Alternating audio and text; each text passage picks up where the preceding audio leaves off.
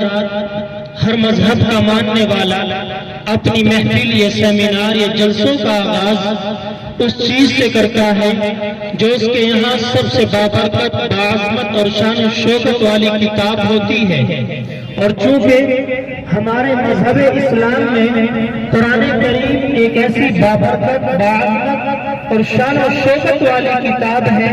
جس کی ہر بات اعجاز خدائی کا شاہکار ہے، جس کی بلاغت بھی معجز، معانی بھی معجز اور تاثیر بھی ایسی معجز کہ دلوں کی دنیا بدل ڈالے،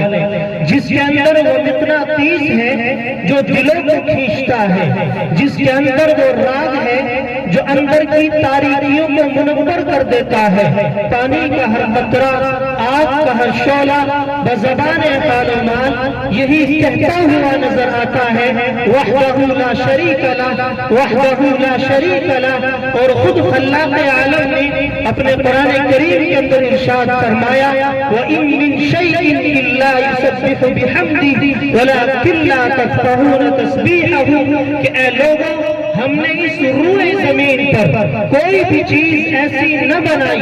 جو ہماری تحمید و توصیف بیان نہ کرتی ہو۔ نیز صالحین، صرف صالحین اور مدبرین اور بڑوں کا یہ طور و طریق رہا ہے کہ وہ جب بھی کسی دینی محفل یا دینی مجلس کا آغاز کرتے تو سب سے پہلے اس وحدہ لا شریک لہ کی حمد و ثنا اور اس کے بعد پیارے آقا جناب محمد عربی صلی اللہ علیہ وسلم کی تعریف و توصیف میں کچھ لبوں کو حرکت دیتے تو میں بھی اسی کے پیش نظر اپنے بزرگوں کے نقش قدم پر چلتے ہوئے تلاوت باسعادت کے لیے آواز دیتا ہوں۔ اپنے مہمان مکرم، مشہور و معروف قاری جن سے میری مراد جناب حضرت قاری محمد مہتاب عالم صاحب، استاد شعبہ قرأت جامعہ عربیہ گلزار حسینیہ اجراڑہ، میں حضرت والا کو اس شعر کے ساتھ دعوت دیتا ہوں۔ سناؤ نغمہ